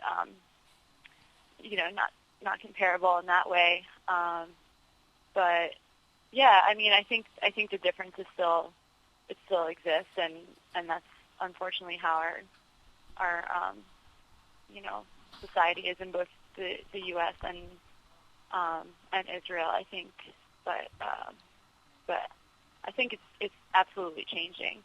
And I was very surprised at how much support that women's basketball in general got in Israel, and that was definitely something I was happy to be part of. What were the fans like? Because I know in some of the men's teams in Israel, a lot of the fans are pretty much all high school boys.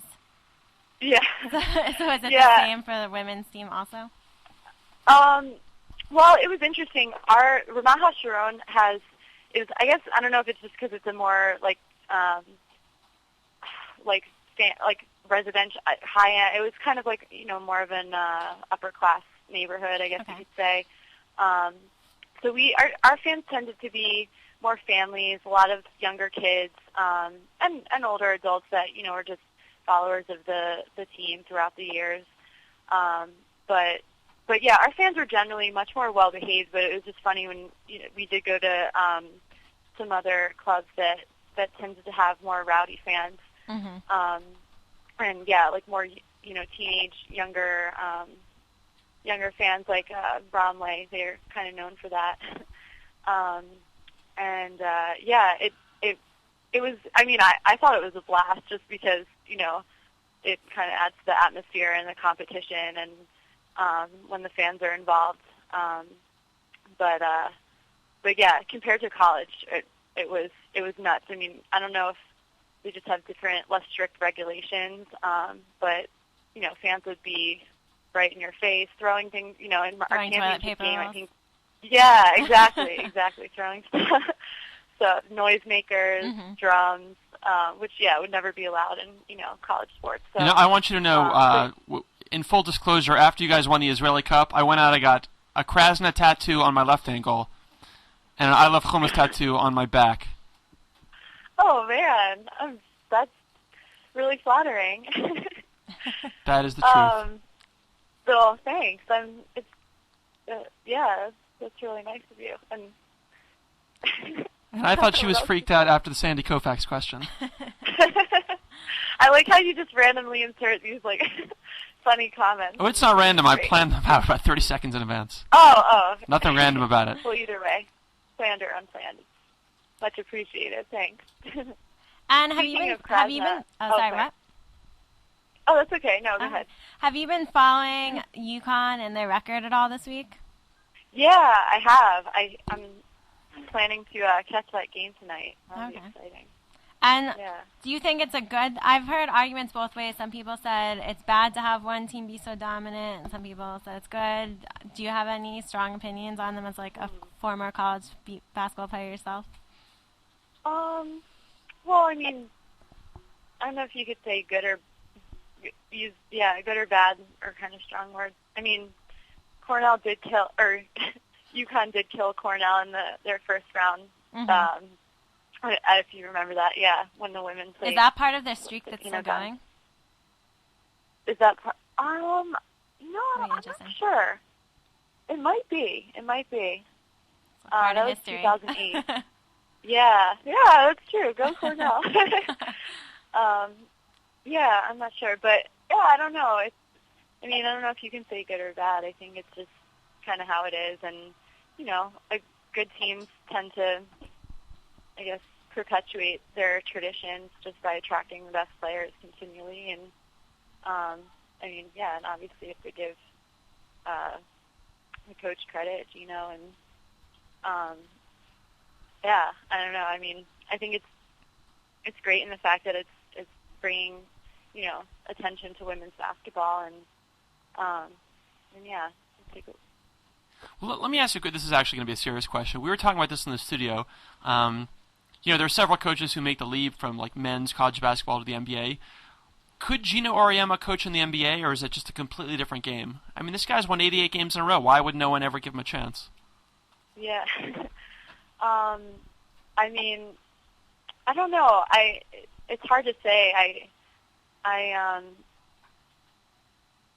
I mean, he obviously knows his stuff in terms of basketball, but I'm sure, just from what I know, I have a younger brother who's playing in college, and he, talks about some of the different coaching styles that he's had, and I'm sure from a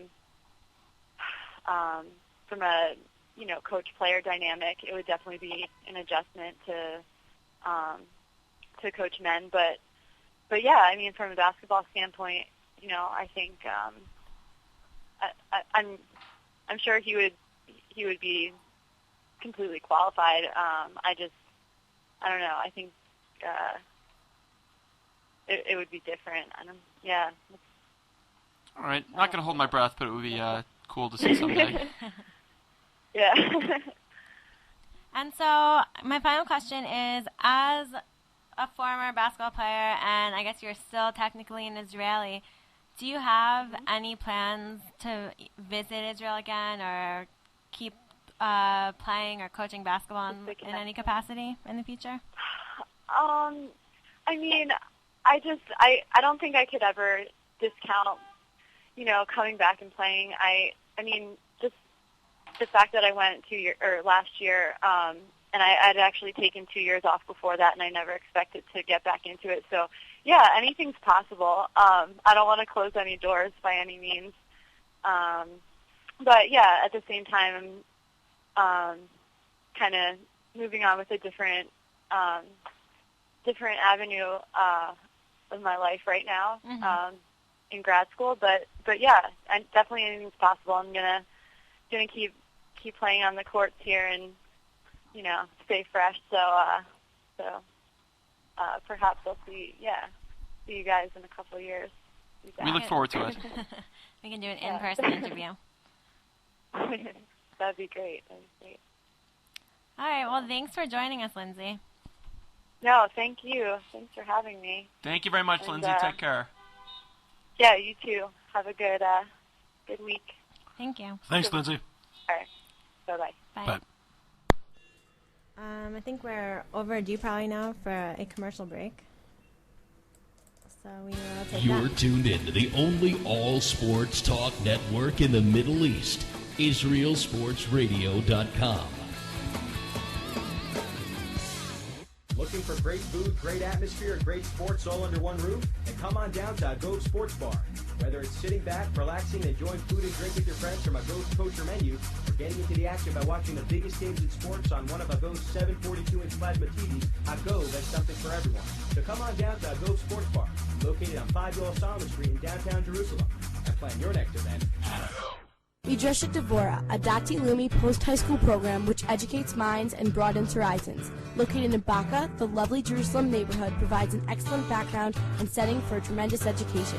Our students learn, love, and feel the land of Israel and get tools which will last them a lifetime. Generous scholarships are available. Please contact us at midrashatdevora.org. Call us from Israel at 052-534-6260 or from North America at 718-593-4162. Midrashat Devora, we're the program you've been waiting for. Wait a minute, where are you off to, Shmuel? I'm taking off. Where are you going? Off the beaten track. Wanna come? When? Every Thursday, 4 p.m. on Israel Sports Radio. Are you looking for that kitchen you've always dreamed of? Call Mishon Contractors at 052-240-3557 For all your remodeling needs, whether you want to change one room or an entire house, Michon Contractors is the answer. Mention this ad for 10% off your next project. Call Michon Contractors at 052-240-3557. Hey, this is Jeremy Laws. Tune in to The Last Word with me every Monday from 8 till 10 p.m. Puts it up. A one-handed grab. Absolutely amazing. Oh, what a grab! Coach, you can watch football a long, long time before you see another play like that. Spectacular play! Grab! This is as good a catch as you'll ever see. Israel Sports Radio, your radio home of the Kraft Family IFL. Catch all the big plays and hard-hitting action right here on Israel Sports Radio. The IFL on ISR, live on Thursday nights from now through February. For more information, visit www.ifl.co.il.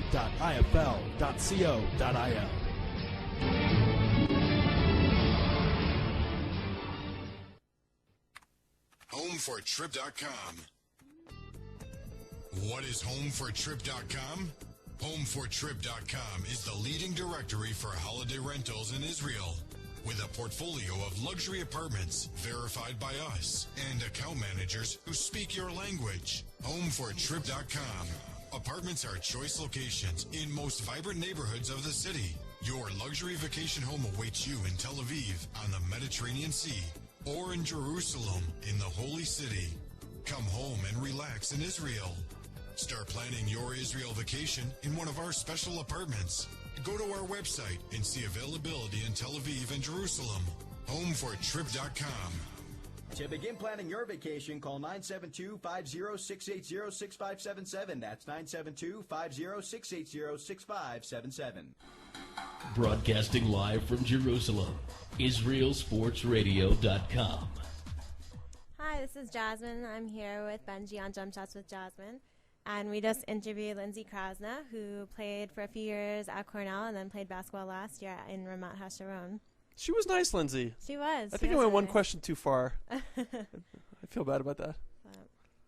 Yeah. Lindsay, if you're listening, we liked you a lot. You were very friendly. Yeah. Good sport. And very talkative, especially compared to some the other athletes I've interviewed in recent weeks, who've been a little short-winded.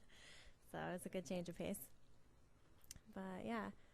No, I thought it was interesting just kind of hearing how men's basketball compares to women's in Israel, and kind of what you were saying about how it's not as glamorous as you might think it is. Like, yeah, I mean, the biggest thing that struck me is she's never. I mean, can you imagine living here and making Aliyah? Even though if it was a formality to make Aliyah, I mean, she hasn't even. She hasn't been on like even a birthright or a 6-week trip, a 6-month trip. I mean, that is quite an adjustment. I mean, even I was here for 3 months in high school, and now living here this year, I didn't make Aliyah, but just being here for the year, you think I was kind of beforehand like, oh yeah, I lived in Israel for 3 months, like I got it, and it's so different. Like she sort of alluded to it. It's so different being on a trip and being surrounded by Americans all the time when kind of everything is taken care of for you, and even speaking Hebrew, just like words like cell phone plan, and especially in Ashkelon where people don't really speak English, just the communication.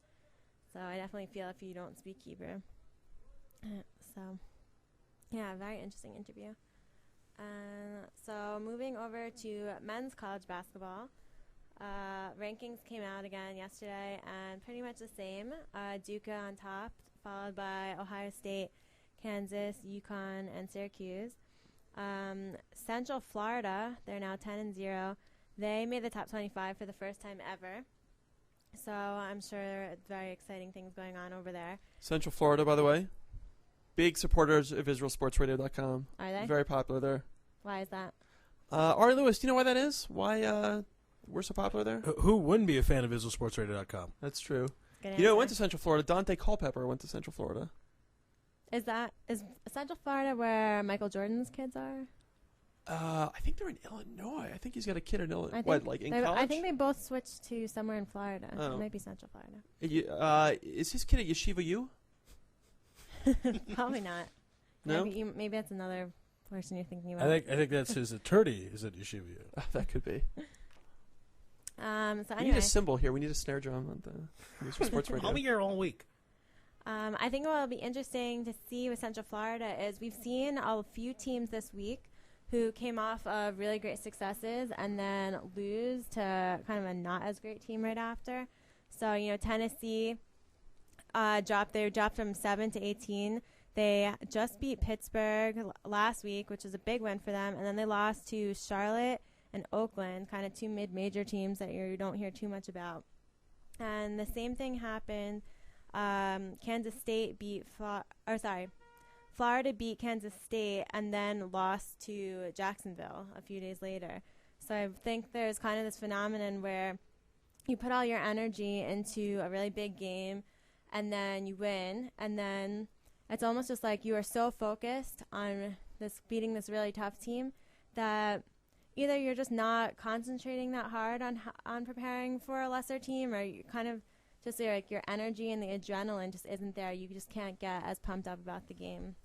Yeah, I mean, it's just a cliche to say, championships are not won in December, but it does really seem like, I don't know how much these games matter before conference play starts. It seems like that's when, teams really, they're fighting for conference positioning. When you're talking about Tennessee in March and you're saying, oh, should they be maybe this seed or this seed, someone's going to say, oh, well, they lost to these two kind of teams no one really was talking about. Yeah, I mean, that may be the difference between a 4 and a 5 seed, but I feel like in the end, the teams, not that a team is going to start 0-10 in conference play and make the tournament, but like if you, take care of business in conference play, it's not going to make a huge difference at the end of the year. But then the same thing could happen in conference play. You could prepare really hard for whoever the biggest rival is there and then maybe lose to someone at the bottom of your conference.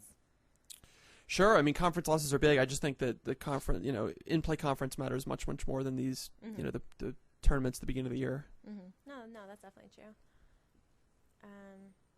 But I just think it's just kind of like interesting psychologically that, if they can, because, obviously if they can beat if Tennessee can beat Pittsburgh, they're surely qualified to beat a team like Charlotte or Oakland. And obviously just something mentally happens that just, they just can't pull it off. Those are probably the kind of wins that really, a win over Pittsburgh who's traditionally a pretty good team in college. That's not going to make the difference in whether they get into the tournament or not. Mm-hmm. That'll probably come back to build their confidence when they make the tournament. They can say, okay, we can do this. We've done this before. Mm-hmm. There's one team flying under the radar that, R. Lewis, you might be able to guess which team I'm talking about. There's a team that nobody's talking about that has yet to lose this season. And that is, as you might know, should I just go ahead and mention them? Well, I think I might know this team. Yeah, go ahead. The Haifa Fighting Maniacs. You will not hear about them on television or read about them on the internet, but I got to say, I think they're really a dark horse. Well, at this point, they're undefeated. They've not the Haifa Fighting Maniacs have not lost a game. And the question is just how far they're going to go. Look, they are one of the better Israel teams. You got to pay attention to the Bat Yam Arsim. They definitely will be making their move in the spring, but I think they have a good chance this year. What about the Crack Square Bums? Do they have a chance? Are they Division 1A? They're Division 1B. Look, they may make the NIT. I'm not as familiar with them, but I think they wouldn't wake up in time for the game. Probably. Anyways, back to Jasmine. Okay. Poor Jasmine. Jasmine, thanks for putting up with us. No problem. Okay, so a few other big games this week. Illinois lost. It's another kind of upset. Illinois lost to Illinois Chicago. And Illinois, that's the land of Lincoln, by the way. As we know him here in Israel. And UCLA beat BYU. Gonzaga beat Baylor. Texas beat UNC. Kind of a few early upset games. The first few games of the season, all of these kind of great teams were playing teams you never heard of. Nothing too exciting was going on. And now kind of ranked teams are starting to play each other. And you're starting to see some more interesting results going on. USC almost beat Kansas at home. Kansas was the one at home, so on the road for USC. And it was Josh Selby's debut, and we talked about that last week. And Bill Self had said that even though he was the number one recruit and hadn't been playing, he was saying that there was going to be an upset in team chemistry, and he wasn't quite sure how that would go. And we saw that Kansas was struggling with him in there, and they almost broke. They now have a 65-game home winning streak, and I guess that could have almost been broken with the number one recruit in the country playing for them right now. So that would have been a really huge upset, and I think it'll be interesting to see in the next few weeks kind of how Josh Selby mixes in with the team, since they seem to have had some struggles there the first week. It's just so bizarre to me to hear how, every year there are these high-profile freshmen who 10 years ago I don't even think you would have heard of, but now, these guys, just because of the talent train in the NCAA, these guys are. It's almost like the most well-known players are always freshmen because they play 1 year and then they leave. Mm-hmm. It's just Michael Beasley, the players on Kentucky last year, Durant. It's very weird to me. Well, it used to be back in the day in the 90s where you knew these guys because they played 3-4 years in college, and when they got to the NBA, they were already stars. Hardaway played 3-4 years, and Shaq played 3 years at LSU, and Chris Webber played. Duncan played Webber, all 4 years at Webber only played 2, the Fab Five. Webber played only 2, but point being is, as a result, it's interesting how it affects the NBA game because the NBA game is so much watered down because these guys are not ready to play pro basketball. Well, it's interesting. I heard someone talking about this recently. Young does not win in the NBA. I mean, if you look at the teams who are winning, it's the Lakers, it's the Celtics. Even though maybe these guys are not as polished, they're also not winning. You think? I mean, yeah, John Wall, I think has missed about 10 games or so with injuries right now. Yeah. I was about to say, you think they might be deterred, but I guess money speaks louder than anything, than wins or whatever. Yeah, I've mentioned this before. I guess one of the big things, especially, is that. Not only are you not getting the money, but if you play an extra year, let's say you get hurt, I guess you could almost be technically forfeiting the money kind of being paid to you ever. Yeah, I mean that's a big reason a lot of these players go pro because they, go pro sooner because it's a big risk. Mm-hmm. I mean, look at Sam Bradford could have come out after he won the Heisman, right? And then he came back and he got really hurt. There was no guarantee that he would go number 1. I mean, it's worked out for him, but. Well, that happened. Now, Matt Leinart got some money, but he lost, they calculate, about $12 million playing an extra year at USC. But he got to party, though. Is he in the IFL? He will be soon. Start to bottom out. That's how our old NFL players go out to pasture. Yeah. It used to be the Arena League, and I think that will be the IFL. They'll come out to Israel and chill out. Did you think we have a Kurt Warner, Kurt Warner, the Rag Switches story? What was he in what league was he in? Was he in the Arena Football League? Kurt Warner? He was, like yeah. The Iowa Barnstormers or something? I don't even know if that was was. Arena. At one point, he was working at a store. Yep. He was bagging. Yes, bagging groceries, bagging whatever they asked him, and then he eventually got to the NFL. So, do you think it's possible there's a player in the IFL now who could be, sort of the Israeli Kurt Warner? It's hard to say. There's a couple of guys that are gonna, what? See, I don't know if you're making a joke, Mr. Funny Man, but there's actually a gentleman that's on the Tel Aviv Sabres that's going to play for Harvard, which isn't bad. Wow. Ivy League. Israeli or American? He's actually, I think he's Israeli. That's name no is way. Maybe it's American. I don't know. I'll try to find out. But that's cool. He plays for Tel Aviv in the IFL, and he's going to play for Harvard. And we respect the Ivy League here. Well, Ari, have you bagged groceries before? No, I worked at Wendy's one time. You could for qualify. 3 weeks. All right, that's enough. I think you could make the NFL then. You're qualified. I will try to look this up. But I'll tell you, we got to take a real quick commercial. This will be about a minute, and we'll come back for the final segment. You're tuned in to the only all-sports talk network in the Middle East, IsraelSportsRadio.com. For all your plumbing needs, call me Sean Plumbing at 052-240-3557. Sean Plumbing can take care of boilers, radiators, blockages, burst pipes, and all your general plumbing needs. Mention this ad when you call me Sean Plumbing and receive 10% off your service call. Premier League, La Liga, Serie A, Bundesliga, Champions League, Europa, and all the news, views, and reviews on real football. Tune in to On the Volley every Monday from 5 to 7 p.m. Send a Safer.com. Send a Safe for a book to someone in Israel. Send a Safer for a wedding or bar mitzvah present. Send a Safer to a yeshiva student studying in Israel for the year. Order a Safer for yourself. Free delivery in Jerusalem. Click on the SendASafer.com ad on the Israel Sports Radio homepage and send a Safer or book to someone right now. SendASafer.com. Building love of Israel, one sports fan at a time. IsraelSportsRadio.com. Hi, this is Jasmine and Benji on Jumpshots with Jasmine. Last segment right now coming up. And so I read a funny story over the weekend, and it's actually coincidentally about women's basketball again. So St. John's beat Southern Mississippi 81-50, and nothing special about that. What's unique is that they only dressed 10 players for the game. The last 2.5 minutes, St. John's only had 4 women out on the field because the other 6, let's see, I want to get this right. It was concussion, ankle sprain, tendonitis, someone fouled out, someone aggravated a broken thumb, and another ankle sprain. And 6 players by the end were unable to play. They went the last 2.5 minutes with 4 women in and still beat the other team by 31. Holy cow. So that's unbelievable. That's maybe it doesn't compare to UConn, but I think that's pretty special. And they just had a game yesterday, and I know the coach after that game was wondering kind of how they were going to come back and who was even going to be on the team for yesterday's game.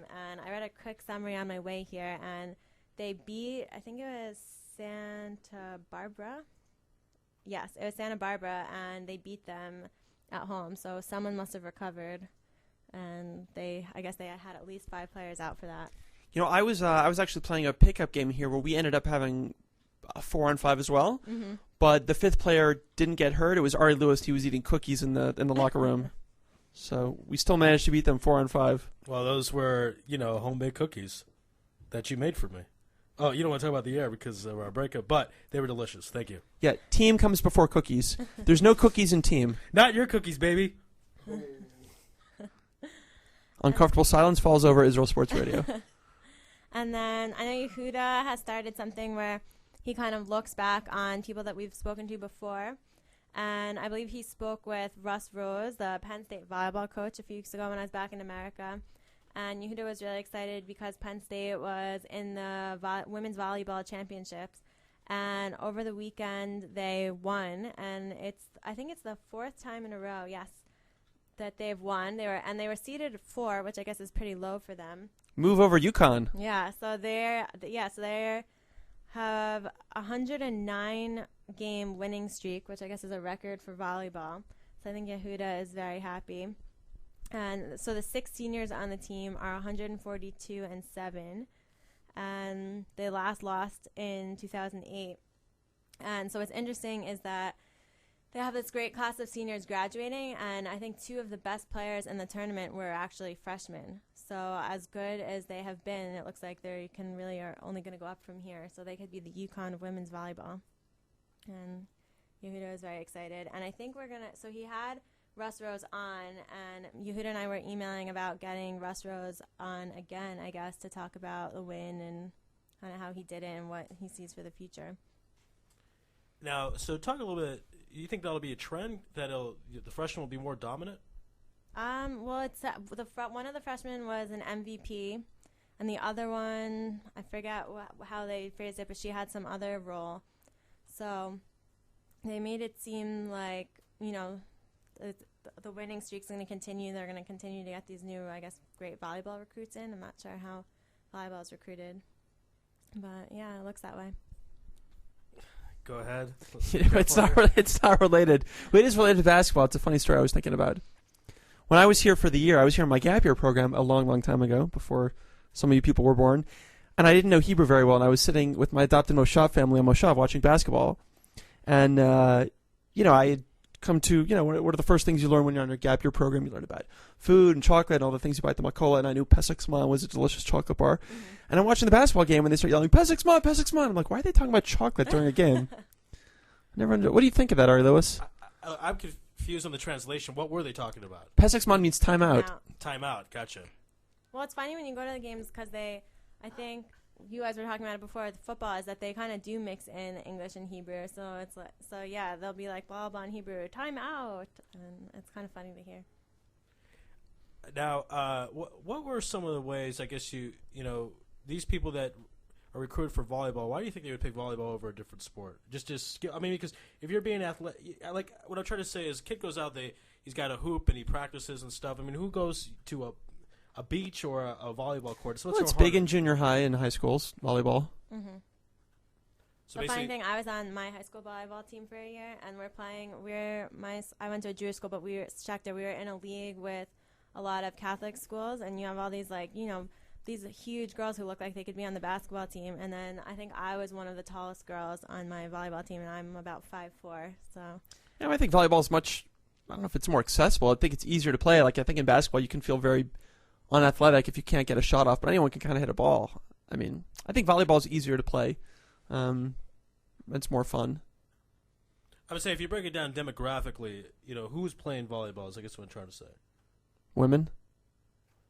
Okay. Tall women. I meant from economically, suburbs, not suburbs, educated people. I feel like whatever I say, I'm going to sound like Jimmy the Greek. I feel like it has kind of a preppy connotation. That's what I'm saying. That's where I was going for. So it's interesting why they would. I guess that's who you're going to get, and if it's preppy connotation, they would want to finish all 4 years of college, right? So the whole freshman start thing. I don't. Some of these people. There are some pro volleyball groups out there. The NVA. Oh God. The WNVA. Is that? How long did it take you to make that up? But anyway, about a half a second. This is what I would say: is that are we going to see a trend where maybe they would leave college out of 1 year? It sounds psychotic, but if there's more money, if they can make $70,000 to be a professional, and then I would say, well, if they have this preppy background, they want to finish school. Well, how are professionals making money in volleyball? I would say there are leagues where they make a lot of money.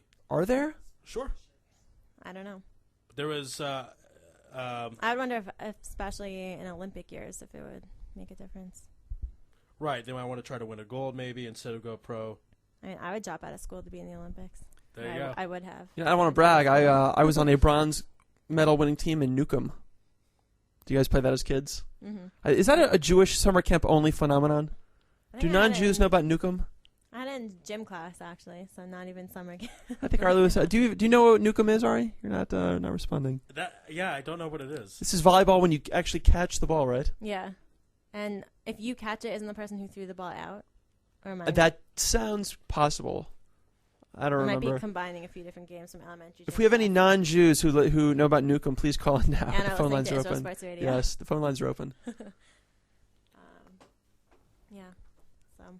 All right, I'm trying to look at volleyball because there was a famous volleyball player that made a lot of money. Now a lot of these volleyball people have to. Gabby, what's her name? Gabrielle. Oh yeah. That's it. Reese. Yes. Yeah. Now she made millions from endorsements. Probably. But she was the top volleyball player, so not everybody does Was she that. also a beach? I wonder. There's no beach volleyball as much in college. By the way, a lot of people do not know this. Gabrielle Reese. Big fan of IsraelSportsRadio.com. Hey, excuse me. That's my line. I apologize for stealing. I just felt the Pension moment. at IsraelSportsRadio.com. I just felt the moment. I couldn't. I don't know what to tell you. Apologize to the listeners. Well, I'm sorry, listeners. Apologize to the listener. No, it's a lot of listeners. Now I'll tell you like this though. You did a great job selling that because that line is tattooed in my mind. So congratulations, I bet you love it. Jasmine, break up this fight. I even understood where that line was going this time. So. Lindsay Krasna, she's on my side. She's listening. Lindsay, all right. She probably is listening. She was listening before she came on. Hi, Lindsay. Hi, Lindsay. Yeah, so besides Newcomb, were you on any sports teams? I played t-ball as a kid. Okay. In Israel, we call that, of course, tet ball. Yeah, do little kids here play baseball or t-ball? Yeah. They do. Right. We have Rebecca Stefanski here saying yes. Since Rebecca's not on mic, no one can hear that. So Rebecca's niece plays t-ball. Nephew, excuse me. Actual baseball. And there was a baseball league a few years ago that didn't work out. Maybe we'll interview him. Do Israeli baseball players do steroids? No. Not yet. What do they take here? They're not Israeli. Right. They are mostly American, but it's, I don't know, probably eventually we'll get to that point. Change will come. Israel is always 30 years behind. They're living in the 70s. So 30 years now, there'll be a big steroid era. Steroid zoom? Yeah. And then they'll come back. Is there professional baseball here, too? Well, there was, but it didn't work out. There was the Holy Land Hardball is a documentary about professional baseball in Israel, and they didn't have a lot of Israeli buy-in. But there are a lot of people that wanted to come back because there's a lot of big fans of baseball in Israel. Jasmine, if you knew that taking steroids could propel you to a championship in baseball, and it was Yom Kippur, would you take them? Answer honestly for the listener. Probably not. I think I've learned a little too much about the evils of steroids. Ari Lewis? Let's see. Well, I think it's usher to take a pill on Yom Kippur, isn't it? You want to explain usher for the non-Jewish listeners of Israel Sports Radio? Asur, forbidden. I think. On a regular fast day, I think you can take a medicine. I know steroids counts as medicine, though, because it kind of hurts you. I don't want to do steroids because, I don't need it. So. Well said. I'm not going to do something I don't need. Yes. Jeremy Mann was on steroids. For what? Yeah. Playing basketball. Right. Holy cow. Could you dunk from the half-court line? No. Not even steroids. steroids. So, Jasmine, since this jumps out to Jasmine, what else would you like to say the final moments of the show? We're looking forward to the bowl games kind of picking up in the next week or two, kind of seeing some more intense matchups. And as always, college basketball.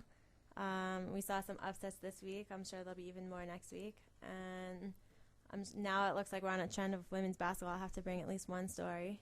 I don't know if I can beat 4 people playing on a team for the last few minutes, but I will try. And Right. Yeah. So we'll find out a lot of bowl games coming up. National championship game in a few weeks. One more reminder, if you are going to the LL Bowl, get there at least 3 hours early. Leave time to get to your seat. Yes. Yeah, we know from personal experience that you don't want to do that. And don't do anything weird. Don't talk about Adam Sandler movies and talk about how much they bomb and that kind of stuff. They don't like it at the LL Bowl. All right. All right. So coming up next, we have the Comedy Hour. Yes, the Time Out Comedy Show. Jasmine, great job as always. Thank you. And we will. Bye, Lindsay. Bye, Nama Shafir. And bye to all listeners. And we'll be And on. Gabrielle Reese. Gabrielle Reese. This has been a big honor. I want to thank you, Jasmine. Oh, yeah, and I want to thank Benji Jumpshots. Lovett. Right. Benji Lovett's here. You can listen to my show next week, Bank Shots with Benji. We're going to have an interview with Call Glass before every time. the guy who plays the electronic keyboard on Benny Huda Street. Oh, I know that dude. Jasmine's laughing. That's all that matters. He gave me a CD. I think that guy. Yeah, we have it somewhere. Anyway, Bank Shots, Got to Call Glass with Benji Lovett. Thank you very much for listening. Tune in next week.